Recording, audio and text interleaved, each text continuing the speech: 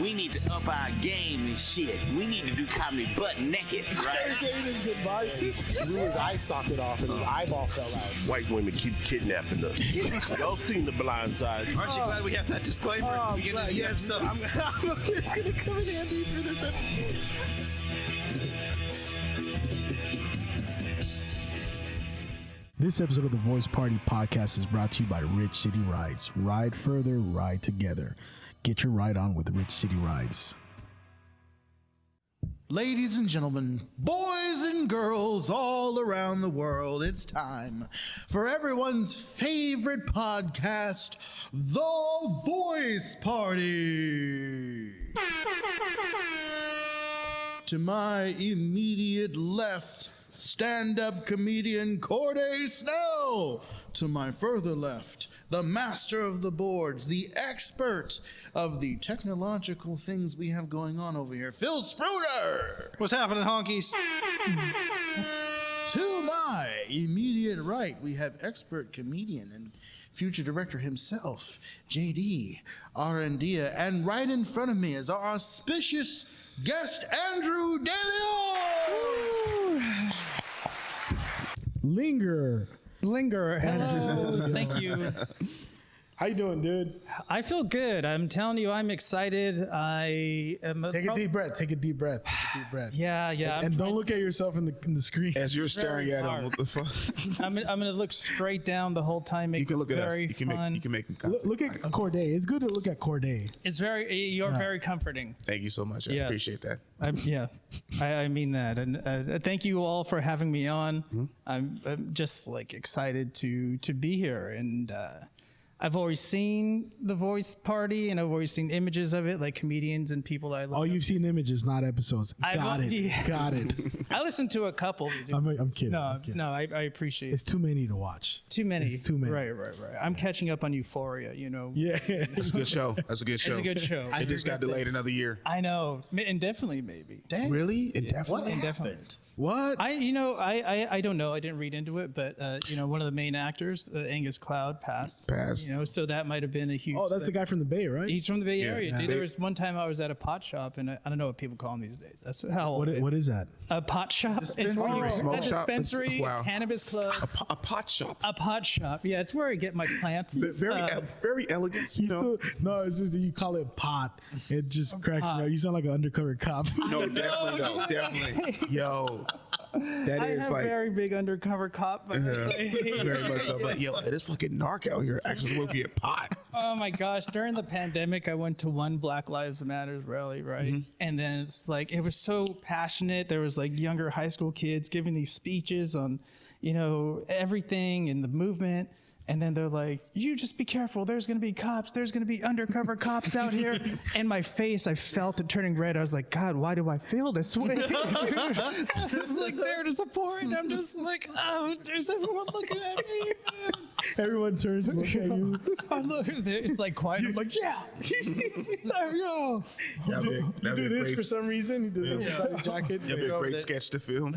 They're over there running tests on you. Would you like a donut? Of course you do. Of course. It reminded me of that. Was it Key and Peele sketch where they talk about the LGBT community? They focus in on the guy. And he's just like, you remember that one? I don't remember. I didn't. Yeah, but It was like, I get it. Yeah, and it was like we have some people who are hetero, we have some people who are gay, and they just focus on the guy, and so they just kept coming back And to he's him. like, no. And he's like, what? No. And then I remember at one point he like ducked, so he was like, and then he saw him in his chair, then he moved somewhere else. Wow.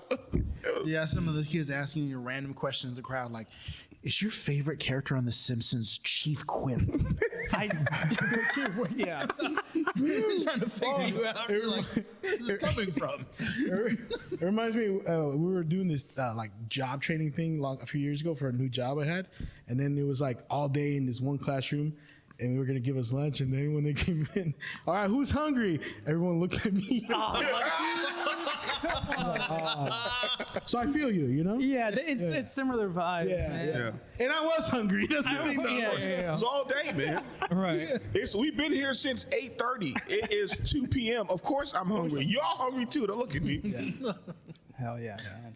But yeah, you got that vibe. I'm trying to be cooler. And that's like the biggest So are fail all of the me other trying- undercover cops. This interview's going great. You know, I'm really trying to pep myself up and think more positive about myself to really, Andrew, you're doing it. You know, you went from doing whatever. No, you're on The Voice Party. You're making moves. And that's like, yep, thank you. And then, you know, all right. Oh, calm down, everyone. Calm down. Tell us about yourself, man. Tell our listeners what you do. I do a lot, you know. I'm continuously finding myself in projects that I get into. I kind of just I've been grateful to be a part of projects that have done really well, and me being like an important asset on the project to getting things done. And I've just attached myself to been attached to some cool stuff. But I don't know exactly what it is I do. You know, like I've been thinking to get like a business card. We're gonna figure it out right now. I'm so down. This is great because I can't afford therapy. So if we can do no, I want to get Take off your shoes first off. all right, Relax, you know. my belt's already off. I didn't put that back. Yeah, it's a heck of a pre-show you have here. Yeah, The cameras are rolling for that. I want to get this business card to where it's like, oh, I met Andrew, and then it has a bunch of check boxes, like making a movie at a comedy show, or like at a wrestling event, or just like talking in line, you know, like I don't know, I just. Well, you're a director. You're a director. Let's say that. I'm more of a writer, producer. I'm learning how to direct. I'm kind of getting more involved in the directing process. It is a lot of fun, and I'm like I said, I'm excited to be here. You know, I kind of have this hyper mentality toward just like I see things that need to be fixed and things that I would fine tune, and I kind of do those. Tell us what's wrong with us. Go ahead. Just tell us what's wrong with you guys. This place is too cheerful. I'm having too much of a good time right now. We'll turn it up on the grim dark. Yeah. No, and I just, you know, I work with these people and kind of figure out their vision, you know, and then kind of like try to fine tune it or make it happen. And we do, and we find some creative way of doing it. You know, I've been involved in creating podcasts and doing social media for podcasts for other people. Not as good as this. Yeah. No, I'm kidding. No, all right. Jokes aside. Like I've been involved in. He's not lying. You know, worked with some filmmakers and creators to where like I've been, you know, let's organize this production and get everyone in front of camera when they need to be in front of the camera. But you get shit going. Like you write stuff, and then you've directed stuff for comics, right? I have, yeah. Yeah. So in the past year and a half, it's been like a long tale of how I've wound up here. But mostly in the past couple years, I was living in San Francisco and doing my thing out there, and then the pandemic hit, and that, you know, changed everyone's life. Whatever. We all know that sob story, right? Some of us died, you know. Yeah, they're not listening. They don't give you offended. No, I'm all right. That's a terrible person. But you know, I wound up producing a show out there, and it was just the right place, the right time. It was in Pacifica, of all places, and it was like an entertainment capital of the world. Entertainment capital of the world. You know, Pacifica, the fine city of Pacifica. Hollywood Junior. Yeah, dude, and it just kind of changed my position in the scene, you know. Not to be mistaken with Pacifico, the beer. Pacifico, no. There's the Taco Bell Cantina out there. Yeah. That one is kind of actually famous. Yeah, that is. I saw somebody drinking a Pacifico in Pacifica, and I just started laughing my ass off for hell long. Andrew had something to do with that. Yeah, that's all my marketing. I made that happen. Exactly. Hell yeah. Anyways, so I moved to Oakland and then got involved with, started working with this guy, and we started making shorts with comedians. You know, he's an accomplished filmmaker and writer, and has done like legit projects. You know, I'm more of I call myself a dreamer and a hobbyist. Not so much a hobbyist, a dreamer though. But I love doing these things. I've never actually just done them as a profession or ways to try and get money. It's like passion projects. Passion projects, or my friend needs something, and I was like, oh, I have experience, or I want to get some. let me help you out. You know, one project, there was this, a local comedian, he now moved to LA. He's was doing a movie. And I was like, hey, I like being on set. Let me like get coffee for you guys, or you know, like I know I can be utilized. He's like, great. We started taking these mysterious phone calls for like a month, talking storyline. It's a short film, like whatever. I started taking these phone calls and talking, and you know, talking through the process and blah blah blah. And then, sure enough, we haven't even properly met, you know. But he's a local guy, and then and it was kind of cool. To where it's like we would just take these like hour phone calls at random times and just talk about the project. And then one day he's like, all right, like you're going to be my AD, my assistant director. And I was like, I've never done that, but I'll figure it out, you know, like, and I did. We met, I went to met the other group, the rest of the group. There was just a couple people working on this project, and we fucking, I can cuss on this, right? Yeah. 2 times. I'm so out of breath. How long have I been talking? It also looks like we're hella short and you're looking down at us to talk. That's just my ego. Yeah. I'll try and relax. No, I'm just kidding. I'm kidding. Anyways, Great. you know, the movie wound up, you know, doing fairly well. It's a short, What movie is this? It was called Rose Motel, and it was with Warhol Kaufman. Warhol, the madman. I like to call him the madman. Definitely a madman. Yeah, he's a madman. Definitely a madman. Yeah. But like, I loved working with him because I like figured out how to communicate with him. And then when we were on set as the assistant director, I was like, you know, be able to have this scrambled mind and then just put it all together. Like, you on standby, get the makeup, you know, how are we doing over there? Where's food coming? And you had never done that before? Not to that level. But have you not where there was. Have you directed people before that? Yeah, but again, not to that. Just like small iPhone shorts, you know, like stuff like that. And I have done stuff. Well, that's not true. In high school. Okay. Okay, you know what? Let's take it back. Let's take it back. I've been doing I'm this. sorry. I've been doing guys. this for 20 years. Yeah. I have 2 Oscars then. I'm trying to play it light. This interview's over. No. This guy's a liar. Well, okay, so A24 films. I've always loved movies. Ever since I was a kid. I remember being a kid and my mom asking me, like, you know, we're sitting at the dinner table, beautiful Taco Bell, and we're sitting there. And she was like, you know, what do you guys want to be when you grow up? And even as a kid, I'm cynical. I'm just like, Mom, this is corny. Don't ask me that shit. And I'm like, fuck, I'm dead serious. How old were you? I was That's like the best 11, answer. dude. I'm like, Oh, that's around the age. Yeah. yeah. And it's just Don't waste my time with this bullshit. Where Taco Bell, Mom? so in my head, I was just, you know, it's like, well, you know, I love movies. I would like to be in them somehow. You know, I like to be a part of it somehow. And then in high school, my friend, I was in drama club, which is probably obvious, but I was in drama, and one day the teacher comes in and she's like, hey, we're gonna have a student that's gonna be shooting a film, and he's gonna come in and hold auditions for all the classes. And he held auditions. I auditioned for a role. And it was like when he came in and did this reading, it was like the first time I was like, oh, making a movie's possible. Like, to me, it was just like, again, a dream, or just like an idea to where like, you could do all these things, but well, it sounds fun, and just have ideas for shots and ideas for storylines and whatever, characters. And then he came in, did the auditions, and I was like, oh, this is cool. So then a little bit later, like, you know, a few weeks, I was like, hey, I want to shoot a movie too. He's like, okay. Dude, the most fucking mafioso thing, he's like, give me 55 pages. And I was like, "Those, you're fucking 17."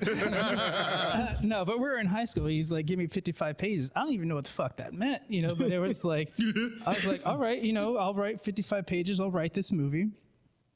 And I was working retail at the time. I was writing on receipts, getting inspiration from customers walking in for character traits, all types of things. Man, I was working and just writing. It just became what I was doing. So I wrote this story, and we started shooting it the day after graduation. It was like, we graduated Friday. On Saturday, we started filming. Just me, him, and one other person, with a couple actors and whatnot. But it was just mainly us doing it. And it was a lot. It was hard shooting like A minute a page, kind of. a minute a page, you know, it's usually what it goes for. But I was like, I'm very happy to be ignorant at times to where like not to realize and that's the end of the podcast. You know, I'm happy to be ignorant at times to not realize the reality of the workload of just like, okay, no, let's just go out and make this 55 these Blindly. yeah. Which And can be a headache. he was like, he's a great cinematographer. You know, he really studied, and this is like early internet days, so I don't know how he learned. But he, you know, taught himself how to use this like $2,500 camera, which is like, it was huge back in the day. He borrowed it from the school or something? He bought it. He Bought put it it. on his mom's credit card. Beautiful. And it was just like, it was damaging to their relationship. Rightfully so. Yeah, but you know, we made this movie, and it was like, we had played in 3 theaters in Cinequest. nice. Oh, shit. Yeah. I mean, there's a little bit more to the story, but like, you know, with his movie, you know, it was really hard. And then what we did is like behind the scenes, we kind of wrote to put the 2 scripts together. Okay. So you've been doing this before stand-up. Before stand-up. I mean, it's always been kind of like what I like to do. And then Writing was just like an extension. Comedy was an extension to your writing, basically. I kind of just fell into stand-up, you know? Like I like doing, even today, like I still like to do stand-up, and I love it. I love to see my friends go for it and do it. I don't think I like to do it, but I'm not. My friends are stand-up comedians. You guys are stand-up comedians, you know, like friends that like go for commercials. They are the comedians. I'm friends with them, and I'm lucky enough to get to hang out.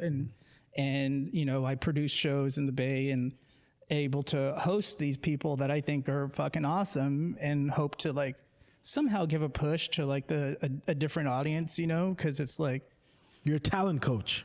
not a talent. I do like, okay, so I started on an open mic last year in Berkeley, the fine city of Berkeley. Something bells, right? Four bells. Yeah. And it was a blast, man. It was Great mic. great open mic. Great open it was mic. so much fun, and we had a great community go out there, and just like people, pedestrians or civilians and comedians, you know, got to hang out and what the fuck, you know, I got to meet a lot of the younger comedians of the Bay Area today. You know, I've been doing it for a year, 2 years, and like I didn't want to do it at first because I was like, I'm too busy. I don't want to.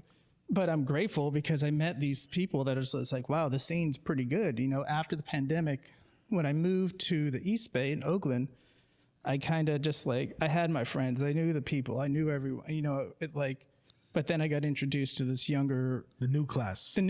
and they're like, they're pretty. There's some really good gems out there. You know, as always. You know, it's just it's a fun thing to be a part of.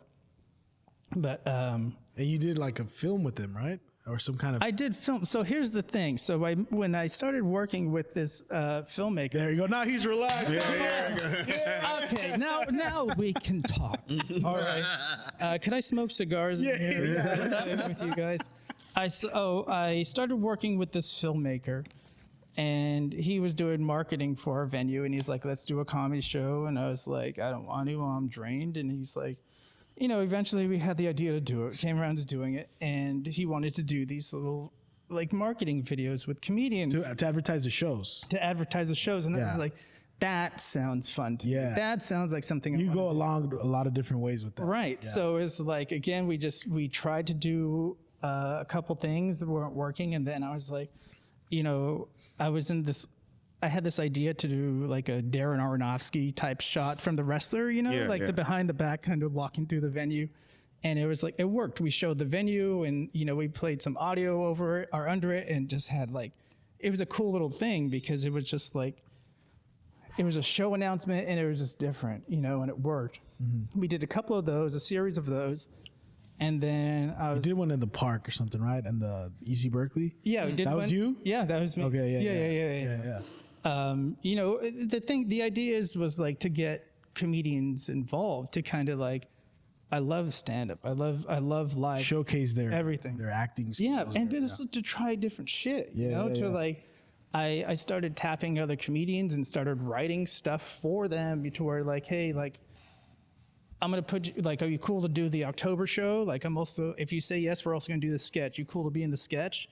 And they're like, yeah, you know, people wanted to be on the shows, to be in the sketch. They didn't give a fuck about the shows. You know, it could be 3 people at the shows. They want to be in the sketch because it was like. You film sketches at the shows, at the live shows? No, we didn't. Oh, I thought that's what you- we do have a lot of footage from shows that we will give away for a price. No, I don't know what it is. Unnecessary joke timing. That's why I'm behind the scenes nowadays. But Keep looking down. Keep looking down. always. So follow your dreams. All I gotta say, you are providing your own happiness. That's all I gotta say. Okay. Yeah, okay, yeah.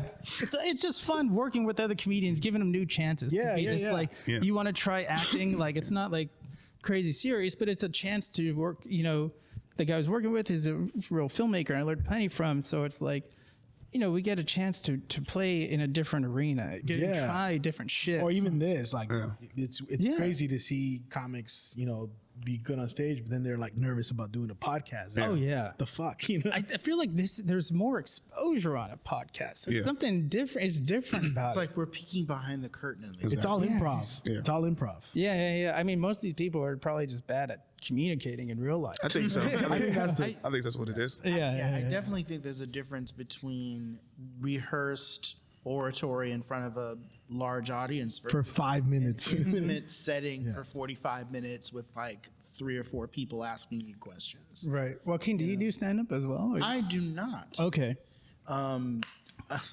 I do a lot of different things. You know what I Right, mean? yeah. Like I've rapped. I've worked on films with Phil. You know, I've written scripts, short YouTube stuff mostly. Frosted Mini Fears is a channel that Phil and I was involved in for a long time with Phil. I was involved too at one point, then we never did anything. Right, you came at at like the tail end of the. I don't want to say end because that film I'd still like to make it, but like Yeah. you know, that's actually how JD and I met. Was Yeah. we were doing a music video because it was the one thing we hadn't done for Frosted Mini Fears yet was I chop up a body. and like Nice. Isn't that fun? It's so fun. Yeah. and I also rap, so it was like a horror rap song. And it was great. And then after that's where this podcast was born that night. Was Straight up. Is that Me, what this Phil, and the JD blood splatter means? retroactively, yes, it's a retcon. It's official. That That's was the basically inspiration. like, that's kind of how we met. That's cool. Yeah. And the voice party was born that night. The 3 of us. Yeah. So you still have aspirations to do film? And, Dude, I never had inspiration to stand up or film. Right, And yeah. I ended up I love movies though. That's why I was going to ask Yeah. you, like, you know, I feel like we could talk film because we talk movies all the time. I time. totally. What's your favorite, like, growing up? What was your favorite films? And now? You know, the most influential movies on me had to be like Bambi. No, I'm just kidding. Dude, that one's tough. It's tough. I'm sorry. I black out a lot in public because there's a lot of trauma that I Every block. time I hit a deer, I think of Bambi. Damn. No, I being like a cynic at a young age and just questioning life. You know, I loved The Truman Show, of course. Like that okay. that movie was too influential on me. Yeah. So we're a like, lot of I need a people. therapist. You know? Yeah. No, but Never I trust what you see. I love that movie. Then, you know, along the same lines, of course, Man on the Moon, with also starring Jim Carrey. I think that was. Never seen that one. It's a great film about a comedian, Andy Kaufman, who, Yeah. you know, he passed away in like 1984. I saw the documentary and I know Andrew Kaufman, but I've never seen the movie. The movie's great. Yeah. The movie, it's just, you know, it was my introduction to Andy. And then after that, kind of finding out his origins of being on Saturday Night Live and part of all this, you know, Tax. TV history and just being a interesting talent. You know, he was just an interesting guy testing limits in a way. Yeah. You know, but I mean, seeing a documentary is fantastic. But I love those 2 movies, but I also love like The Naked Gun. That is probably the most. I love that. I know. Leslie Nielsen, right? Yeah. Leslie Nielsen is probably. I think it's from 1986 or something like that. Yeah, 80s, late 80s. Definitely, yeah, but that is probably the all-time most influential movie on me ever. I never thought about that, but yeah, that's like the one movie I watched with my dad. Yeah. We didn't speak the language, but we understood it. Oh, really? Yeah. I mean, there's a lot of physicality. A lot of to it, and physical it's, like, humor, silly. yeah. But there's also some great lines in the Yeah. movie. Yeah. King Like- of one-liners. That's what they called him. Yeah. He was like, he's like, ever should be in the drawer. And be like, and he opens up, bingo. Bingo. And then he pulls it out. It's a bingo card. Oh, yeah, man. That's There's nothing like that today. no, there's Like that not. kind of humor. Like There- there's a lot of writing involved in that, like little shit. It's like little, you know. I think it's hard to get that level of acceptance from an audience to write something like that. It's hard to write that type of Yeah. that it was like Sly in the day to be he played it so well, and today like you watch a Wayans Brothers movie, they're along the same line, spoof type Yeah. of movies, you Yeah. know? Yeah. But there's something that like the gags are more gaggy. There's more not like Leslie Nielsen when he sticks his hand in a fish tank and the fish start coming attacking Sucks him, and his he tries finger. to he tries to keep Yeah. it hidden from the guy he's having a straight conversation with. There's something different about that acting than today, and I mean, I can't go into film analysis about that shit, but it's like Please do. But there was a Halloween sketch that I wrote this past Halloween, October, and it was cool. It was like fun. It was good. It was like, to me, it felt like a writing exercise. Is it the Grimace thing? That was not the Grimace thing. That just came around. Yeah. All right. I hope everyone add me on Instagram. No, don't. I'm just No, definitely. Do it. Do it. no, Plug fuck, it, I don't- plug it. Plug it. What is it? Plug it. what is it? underscore Andrew DL. But I have some videos on there from what I do with comedians. The thing, I don't try and grow my Instagram, and this is like, there have been times to where I've talked to an attractive female after a show or something, and they go to add me, and they're like, "Oh, you have 800 followers," and I was like, "Isn't that dope?" and it's like I never get the phone call, It's like, "Oh, I thought you were somebody else," and it's like, "Well, you can, have access to a lot of places, I meet a lot of people." Yeah. But I'm successful. I'm trying to vision myself as successful in my own way. But after we did this Halloween sketch, I was like, okay, cool, it's fine. To me, it's just like regular. It has like sets up Halloween scary rules and then just kind of like comes back and has a close, and it's like, it's fine. After we screened it and after we like finished it, I was like, I love The Naked Gun. Why did I just write this? Like, but it was like a cool thing to learn, to where like, I want to write something more me, I want to write something that Slapstick. slapstick, or something that I think is funny, something that's like, and I do think there are some funny moments in the Nightmare at Eli's is what the movie's called. I think I saw that. It takes place we were doing comedy shows at Eli's in Oakland, Yeah. Eli's Mile High Club, and there's a true story about the owner, Eli Thornton, being shot and killed by his mistress. So true story happened. He was shot and killed in the bar downstairs. Oh shit. So we took that idea and it was influenced what happens in the story, to where just like someone's being haunted in the venue while we're trying to take promotional photos for our show. And it's a cool concept, but it was just like, I wrote it as a dream sequence, so it just like kept doing the cycle. So you like horror? You like horror? I do. I think horror is a fun place to play, but I'm not traditionally a horror guy. But I do think it's like really. We gotta take him to the Baltic. What's that? Baltic Kiss is a spot in Richmond. Oh, that sounds so familiar. It used to be a funeral home. It's a cool bar now. Okay, Yeah. Is it in Oakland? No, No, it's in Richmond. Okay, I've heard of it. Okay. Yeah. Steve Afizo and Yeah. JD, they're co-producers now, put on shows there every last. It's gonna be a Monday. Monday mic every Yeah. Monday. Oh, nice. Is it except haunted? for yeah, but we'll talk about it. Yeah, it's haunted. And JD was like, Corday, you want to go downstairs? I'm like, fuck no. All right. Because I'm not- This is where they did the embalmings. Yeah. Oh, And at times when the bartender's there by themselves, the old piano plays, Oh. We had to fuck up out of there. And then it's funny because we got told all these stories with Corday there. Corday hates.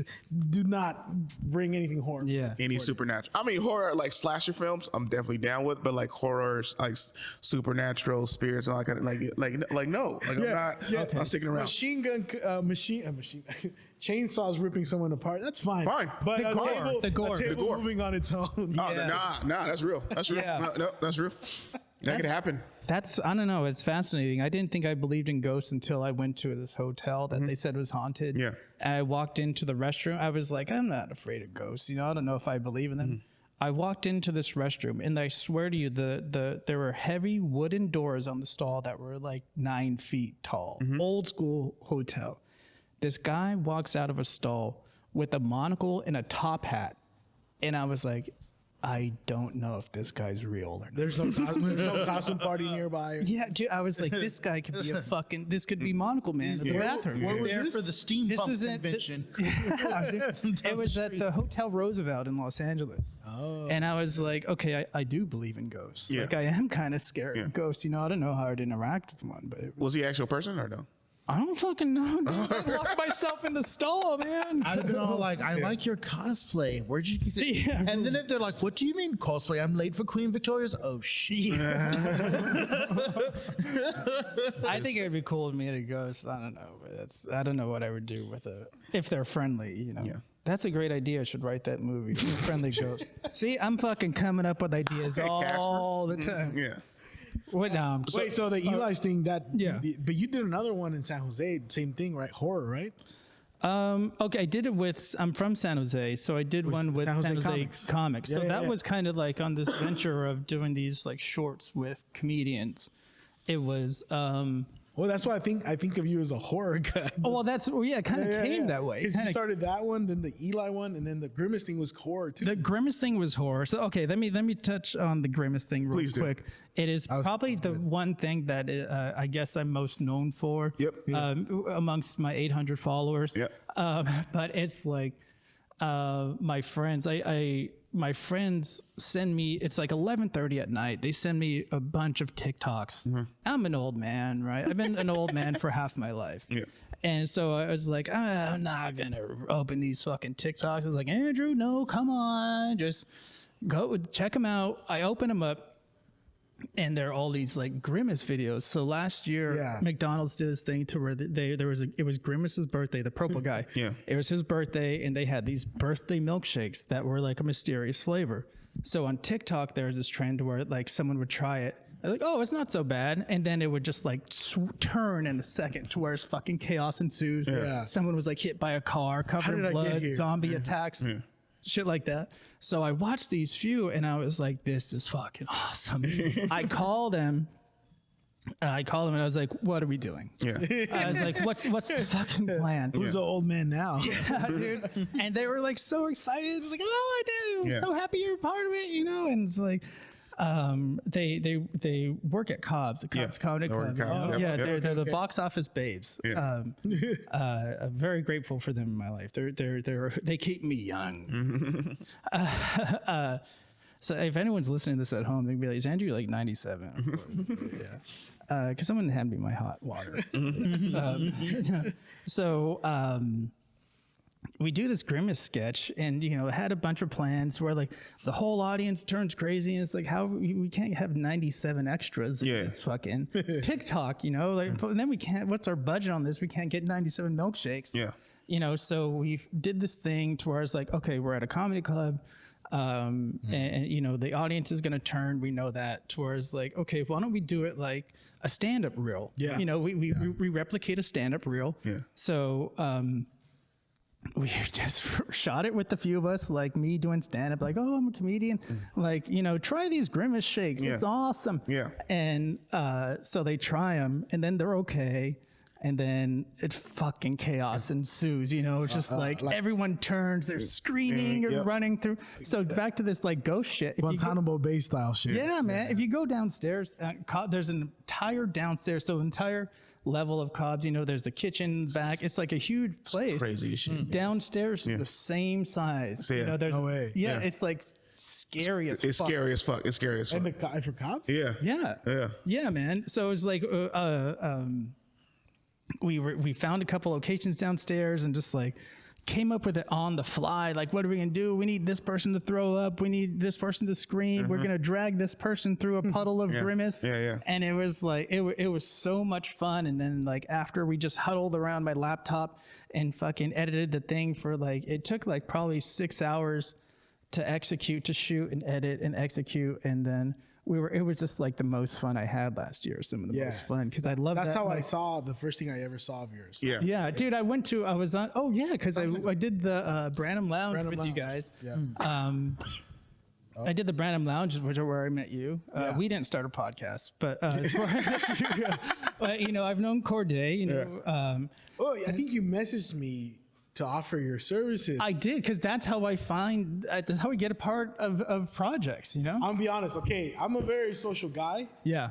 but when it comes to someone I've never met and like I get even if we're friends on IG or whatever, Yeah, that doesn't matter. and then you message me, I'm almost like, who the fuck is this guy? Who's this fucker? Oh, that's, yeah. that's JD's usual response. Like, hey, this dude messaged me. Who's this fucker? I'm like, I don't know.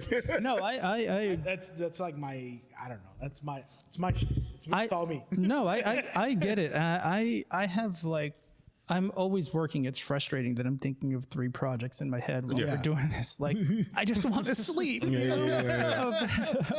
But it's like, it's hard for me to find people that, you know, you get dedicated to a project and it's just what you're doing. It's Right. like, you know, and just like in grind. So like, I've worked with people and there are people that's like, oh, let me know how I can help, blah, blah, blah. And then I see their work ethic and it's like nothing bad. It's just like, You know where the holes are. yeah, it's like I want something a little bit more, someone putting in more effort because that's how I reached out to you. I don't know what the fuck you're doing, but it's like, you know, I'll get in there, pick your brain and kind of like stand in the Here's back how of the this room. could be better. Yeah, and just like get in and learn your language and then just like replace the batteries if that's what you need. And if that's the only thing you need, if not, then I'll, you know, figure out all this other stuff. And it's kind of like gotten me involved in different projects, you know, like working with Warhol, working with another comedian. I think he's been on Kasim Bentley, you know. You hell did yeah. for him? Yeah, like, you know, I reached out to him about being an editor and like we've been working together for many years. Oh, shit. That's And dope. it's like, yeah, on his podcast and doing some social media content, and that's led So me to you work. have a lot of patience. Yeah. Sounds like a lot of patience to me. I do, but it's like, dude, I'm racking my brain for ideas on how to make him better, no, how to make his projects come to fruition, you know, how to make it happen, you know, and it's like, it's great, and but I'm getting to a point to where like even with these short films and stuff we're doing with comedians the past couple of years, to where it's like I did initiate a lot of it, but there's like it was still like a fast scramble, and like I'm trying to figure out more so what I want to do, like because I'm realizing now to where like getting attached to these projects through the years, you know, before moving to the city and getting involved with comedians more so, it was like I was doing this with theater nerds, you know, back in the day. No, and I don't mean theater nerd in a negative sense. I am one. People don't like me. That's the, you know, I'm done. Sorry. What's the editing process on this? No, but you know what I mean? You know, like I've always just been attached and like You attach yourself to stuff. I attach myself because this is what I'd like to do for fun. Yeah. Like I said, doing that Grimace video was the most fun. Yeah, that shit was- I like, you know, but how am I going to be like, oh, you like go on a date with someone's like, oh yeah, I'd like to shoot McDonald's commercials. Like, you know, that's what I like to do. This is a fucking blast for me. You know, I'd rather do this than go to like some crazy party unless there are drugs, you Same know? here. Yeah. Let's serve drugs, yeah. No. I like involving myself with like, you know, like the day we did that music video, I was at a show and then like I was going to go right after that. It was either I could keep drinking at the bar or I could go do, you know, chop somebody up. Yeah, dude. Get blood splattered on my You get face. drunk any day. Yeah. You get drunk on set. Who cares? No, but it's Director might. yeah, that's true. That's true. Yeah. No, it's like the collaborative effort, nonstop troubleshooting, and just like, you know, figuring it out. And like, Have you ever thought about directing a comedy special since you've done comedy? That's what I was thinking, yeah. in ways of a comedy special, like I was in talks to help with someone do a comedy special, and I had all these ideas, these like marketing ideas, and I wanted to get like nonprofit involved and do all this marketing and shit that I don't even know how to do. Like I had to call a friend of mine and be like, hey, I have this idea, no idea how to do it, but I think it could work. And she gave me tons of points. That's a great, like, yeah. That's how, you know, that's what I can't limit Just myself. putting it out there and Yeah, you know, and it's just, you know, how many people do you know by doing comedy? You know, there's a whole bunch of people out there. You know, you meet good actors, people that want to act. Just like, let's try it. You know, like, and it's like, or connecting people. connecting people. Yeah, it's like fun. I love building a cast. It's like building a cast and a lineup is like one of my favorite things to do. And then like trying to write as someone. So when we did the Nightmare at Eli's, I was like, okay, I know these people a little bit. I know Emma. I know Ian, and I could try and write as them and just like what they would really say. Hopefully, you know, and it was fun, you know. But in ways of directing a comedy special, I would want it to be something special. You know? I want it to be like, you know, something heartfelt to where like Not just stand up and what is the purpose behind the special? Like, you want clips? We could just shoot clips. You know, like, do you want like a special? Like, this is a package from my time. Or like, this is a little time capsule of my life. Yeah. To where just like, that's what I want to do and make that thing. But So you asked yourself, what can I make special about this special? Yes. So you know who Ali Sadiq is, right? Yeah. So like his special Lost. Lost. Yeah, it's called Lost. It's like part 2 of Domino Effect. It's it's 4 parts. Domino Effect, and then there's Lost and there's Domino Effect 3. He dropped, like, did you have to purchase, and then there's Domino Effect 4 that he already recorded but hasn't put out. Lost is like that. It's a chronological order. It's, I think it's when he's like 15 and 16. He talks about selling drugs, stuff like that, and like how meeting different people. No one's ever done that, huh? No, they really haven't. It was like this is my teens and how I got to jail, how I got out, and all this kind of stuff like that. It's The like, Mexican on Boots one isn't part of that, is it? no, it's not. It's not that. So Mexican on Boots one is just like a joke. It's just a joke that like that happened in jail. Old joke that happened in jail. And then he has another one where he has his officer. So that's like basically after that. Yeah. It's like he's in jail now, and then he found out something. There's a concept attached to it. It's a concept. That's, So, yeah. that's what you would want. Yeah. Concept. Something like that. So- yeah. You so- know, like, If you watch Lost is like a whole thing. It's like a whole, like it was one of those like I loved it, but I hated it because it took me to like a super emotional part. I love that I didn't want to like touch on, like because he talks. I don't want to give it away, but no, I'm cool with it. But no, I mean, sorry, I want to feel the passion, baby. So basically, he talks about losing his sister. Yeah. He talks about losing his sister at a young age. He loved her to death. She was I think she passed away when she was 6 or 7. Wow. And he's like literally starts crying and bawling during that. Dude, he's the shit. You're right. And then he gets up and he's like, I'm now mad. I'm cold to the world because I just lost my favorite fucking sister. Yeah. I'm like selling drugs. Like, ain't nothing funny to me or nothing like that, right? And then he goes back and starts telling jokes. But then with that, he talked about how he recorded that special that night. He didn't rehearse it. He didn't do nothing, right? He just went up and told that story because it's like a multi. I think it's the head, huh? Yeah. Well, because he says usually it's like most of his specials is like 3 to 4 stories that's just elongated, and he's like a great storyteller. Beautiful storyteller. Beautiful storyteller. Yeah. So he said he couldn't like try to workshop that over and over and over again because the emotion wouldn't be there. Right. So Sometimes it's best to not That makes sense. practice. Yeah. So then that night he was like, okay, I'm gonna record this one tonight on the second show. And then it was all one take. Like he didn't tell it multiple times. It was one take, and that's that special. I mean, and it's like profound. That execution alone is worth a screening, you know, even if you don't most definitely. know the comedian. That's awesome, you know. Yeah, I remember when I met him, I told him, I was like, hey man, dude, I feel like I should win a Grammy. Like that one was like For different. real, Yeah. that should be more recognized. Yeah, 'cause- like totally.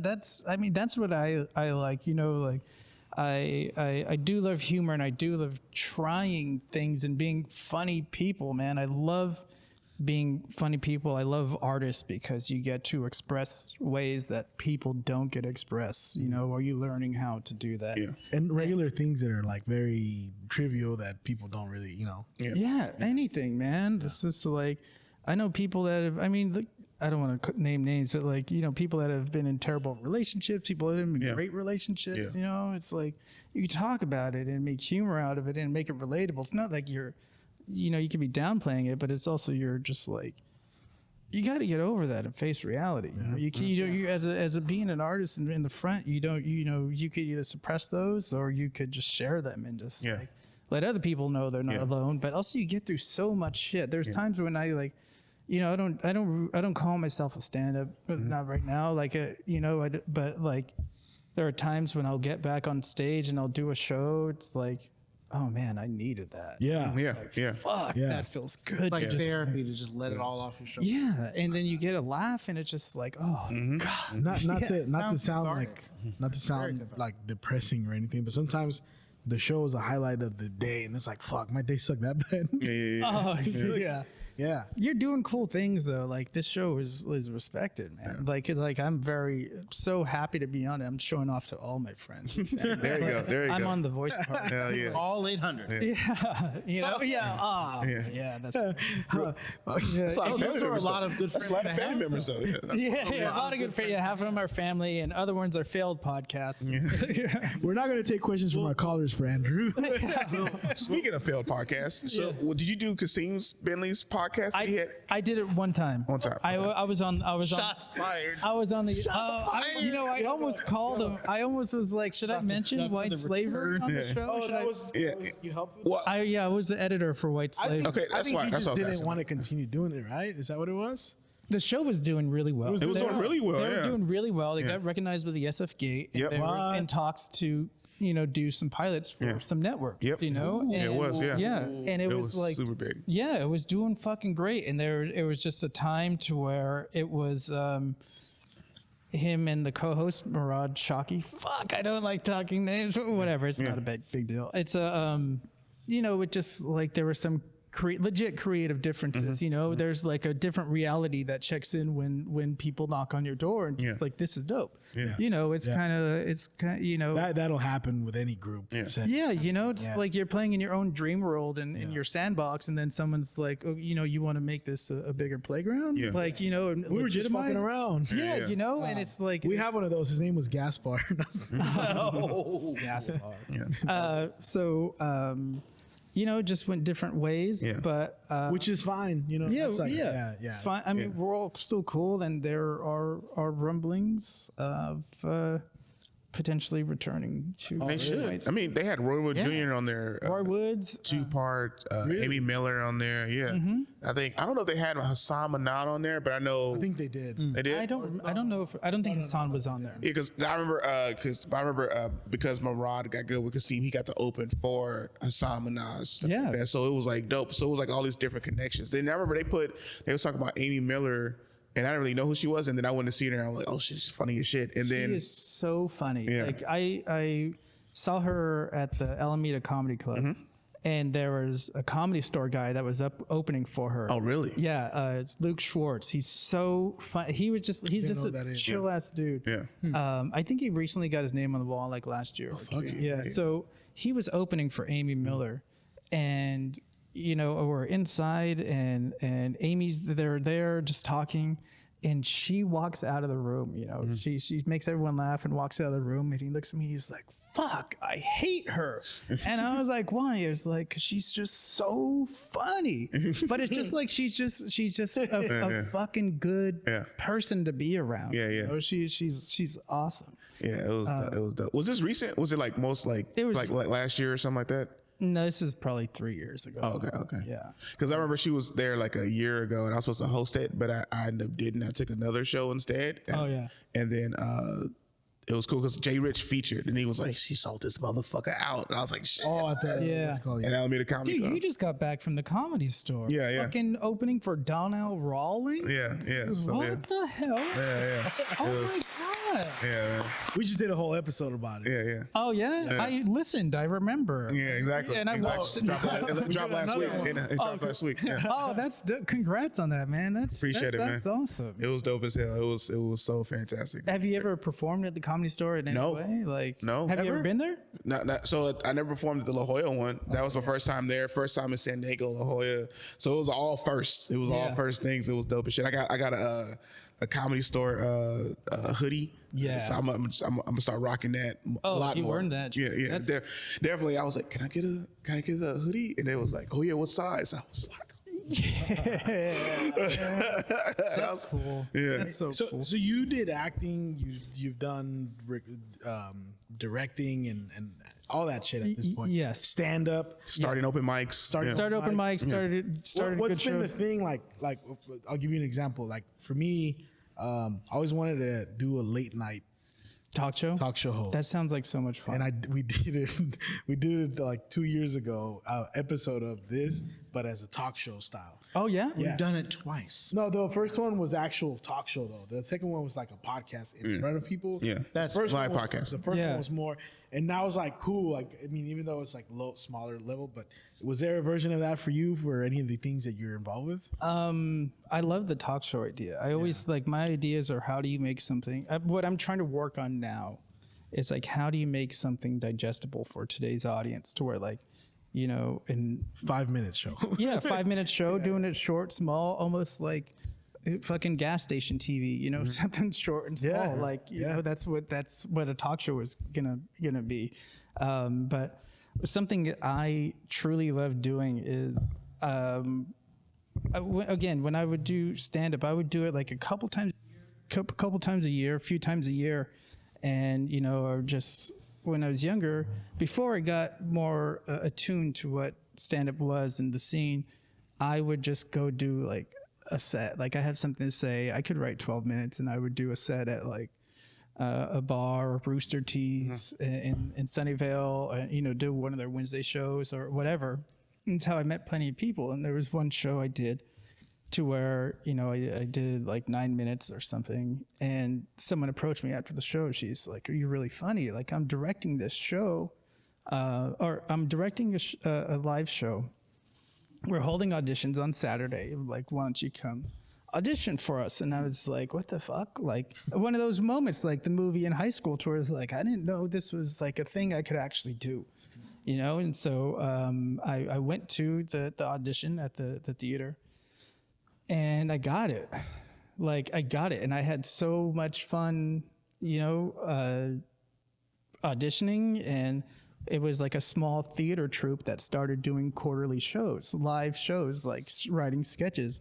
And they were all smart people, you know. They were working in tech and very in tune with what's going on in society, to where I'm not. Like I keep myself busy and doing other things, and I don't always know what's going on in reality. Yeah.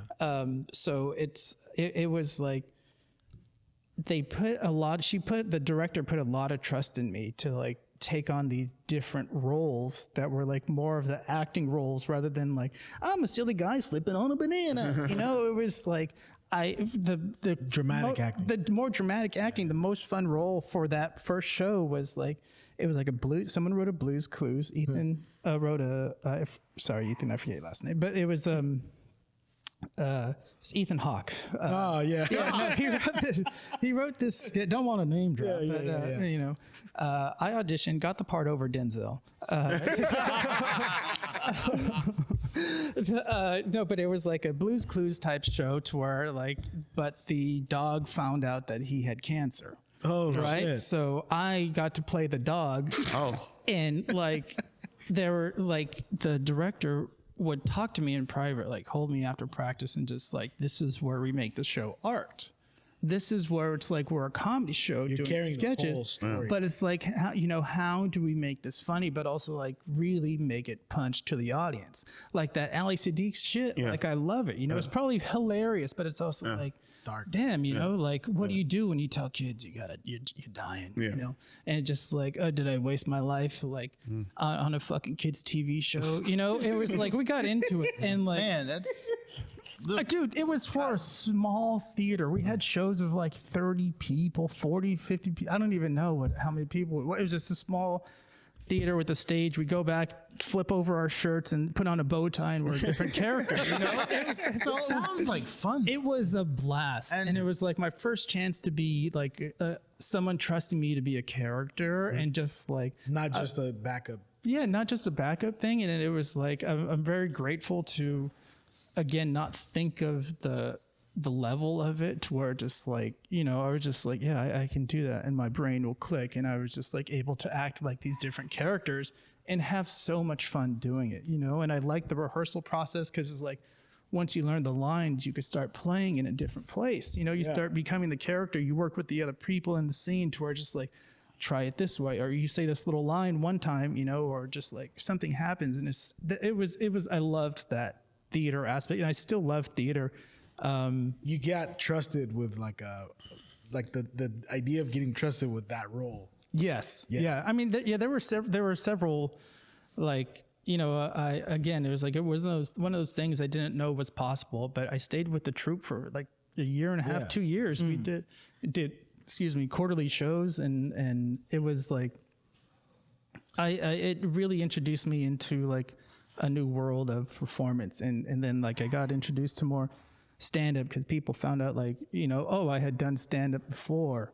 And yeah, you know, but the reality is I would do it a couple times a year. I don't hit mics every night, 7 mics, 9 mics, you know. It's like I would go out, and I happen to hang out with comedians, and I get involved with different projects and films, and it's just like I have these creative buddies and think, you know, so it kind of created these new opportunities for me. And then after that, like somebody asked me if I wanted to produce a comedy show, if I wanted to produce my first show, and I was like, I don't know how, but you know, I'll figure it out. You just take on these challenges like, Dude, yes, hey, we're gonna build a nuclear bomb. I don't know how. all right, man. But I made notes about it. Yeah. Do you turn on Oppenheimer and get the notebook out? And that's what you Start do. taking notes. Yeah. I feel like your life is very much like improv. Like never say no. Just always keep going with it. Right? Right. I mean, be selective, but also like there's know your limits, but also like be limitless. And That's a great quote. but Did you come up with that? I think so. Damn. What was it? Say it again. Sorry.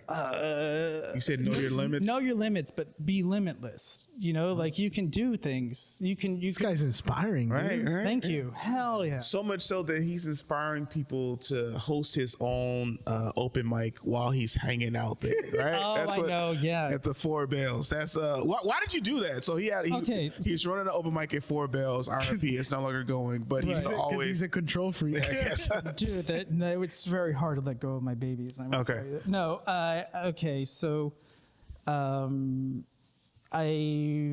part of this process of working with the filmmaker was like we were getting different venues and doing different shows. I was running like 3 shows at a time, and it was overwhelming. It was very hard for me to do anything else, which I loved, but it was also very draining to where just like it was constant booking, worrying about ticket sales, worrying about drink specials, worrying about seating arrangements, making sure It's a people are there. headache. It's a headache. It's a lot. And then it's like, you know, I'm hosting these shows and I wasn't writing any material, I wasn't doing anything. I was like drowning.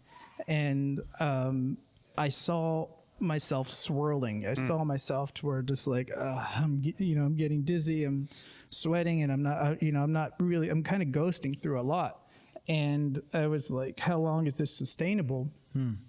Luckily, some comedians I met through the open mics, I was able to get help from them, and they helped produce the shows, help carry on the shows to, you know, so I could kind of step back and evaluate my life and kind of find out to where, like, what do I want to do? What can I do?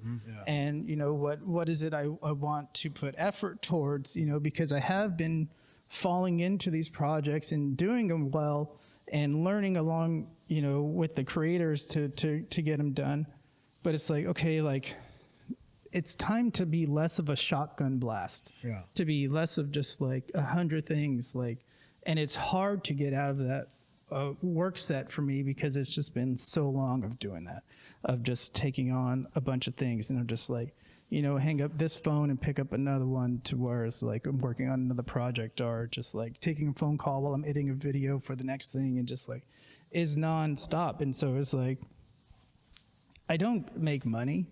Like I don't do these things for money. And there's like, that was also kind of like a teetering point to where doing all these shows, to where it's like, I'm losing, and it's not a bad thing. I love doing them and giving people opportunities and making dope shit with comedians, but it was just like, I need to take care of myself a little bit. When you produce a show, dude, like I was telling this to Richard Barney, who I co-produce a show with. Like, the show for me is over as soon as the headliner touches the mic. Thank you. Good night. That's all you got to do. Like as soon as the headliner gets up there and he's like, how's everybody doing? Like, the show. Then you can start drinking. Then I can relax. Chill. It's a headache. Like, you got to wait for everybody to show up on time. You gotta wait for the audience to show up. And like, it does come to like being a little bit of a control freak, just like making sure the room's good. If someone says like an edgelord joke or something like that, it's just like, your hair stand on end. Yeah, the audience is like, don't say that. But it's like, it's part of the show. So it's like kind of like hard letting go and just doing. But it's like, I've done well as a producer and a creator in the comedy scene, and it's just like, I want to branch out so I can make new tools for us to play with. But be better at playing with new toys for us to all do together, eventually, to where just like I realized like a few months ago, it was very tough giving away my shows and doing shit, but it was like, I realized like, every time I've tried to walk away from something, when I moved from San Francisco to the East Bay, I got off social media for months, and I tried to just like disappear.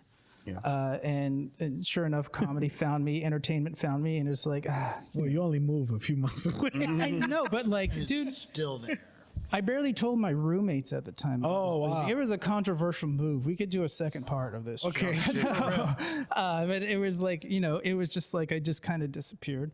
And didn't really catch my footing. I just started getting back into creative stuff behind, doing it not so publicly on social media, but just like kind of creating these shows, videos, whatever. And it's just like, I don't remember what the fuck I was doing. Disappeared. Like the Avatar. We needed it the most. He let go of it. I let go.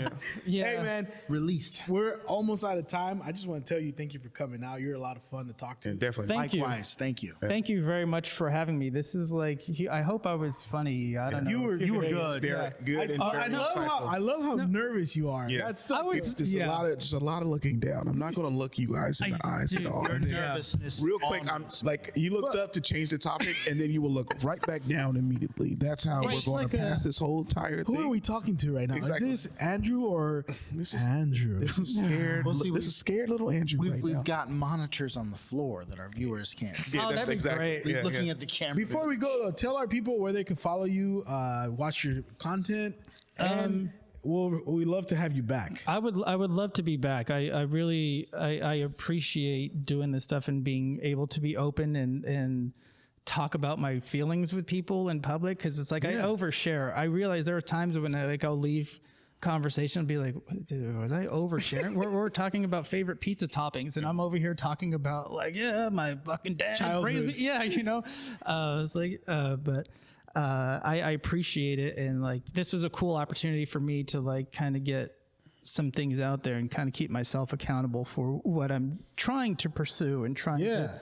get my mind right into like locking into what I'm doing, because I have a lot in the works and a lot of options. I'm grateful to have a lot of options, and I'd be happy to, do something in the future, and just like, one thing this is what I was saying. One thing I realized in the past few months was that this entertainment stuff always finds me, even if I try and grow a beard in the forest. There's always going to be something. So realizing that I'm always going to be involved somehow made me slow down a bit.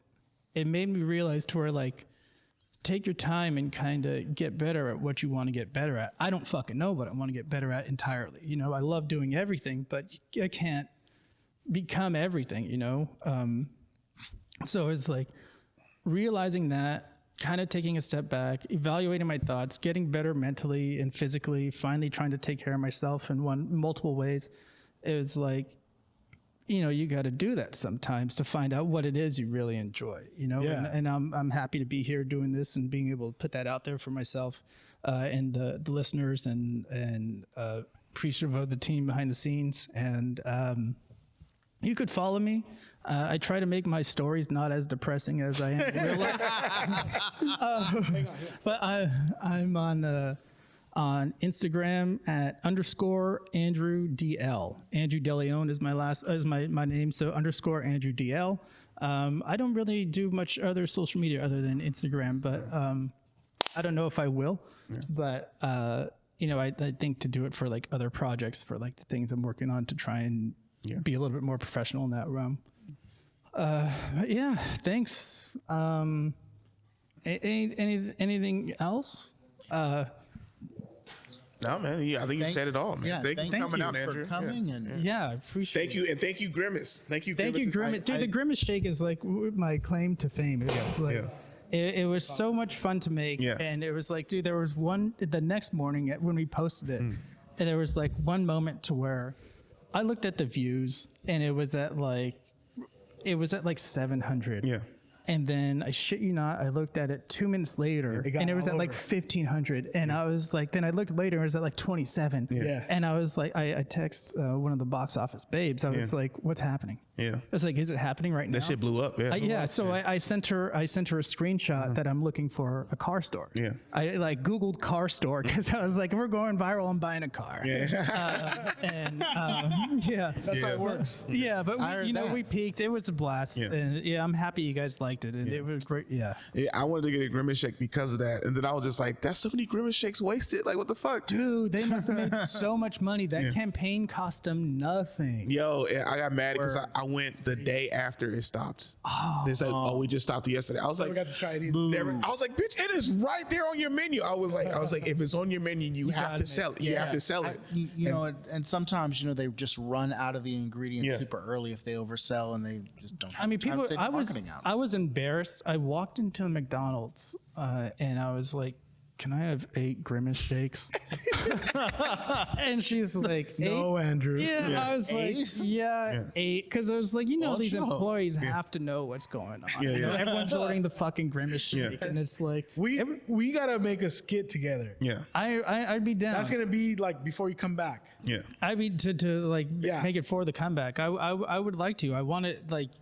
Right now, my ideas are like I'm working with a wrestling group. I didn't even get into that shit. I'm working with this wrestling group out of Berkeley, Oh, you had mentioned that. wrestling. Oasis Pro Wrestling. Yeah, I'm working with them, and just like they're doing live TV. They run on 3 local Berkeley access channels and stream on YouTube around the Oh, we world. gotta do a whole other episode. So, Yeah, like, it's gonna like, be, all I'm like I gave them a bunch of ideas. You know, I met them at 4 Bells and started talking, and then like we had this idea for me to get in the ring, the Andy Kaufman stuff, you know, to tie that in, and it was like I had a bunch of ideas, and they're like, "This sounds great." So Do you now have I access to a ring? get 2 of them.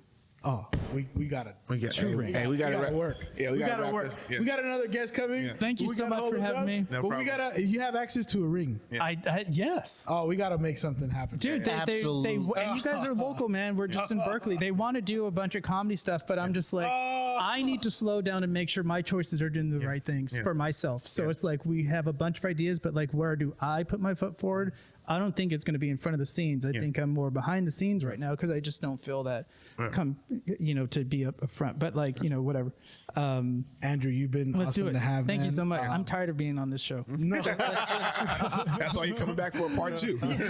Exactly. Yeah. All right. Thank you so much. thank you for coming out. Where are you going? I don't know. You're gonna have lunch with us.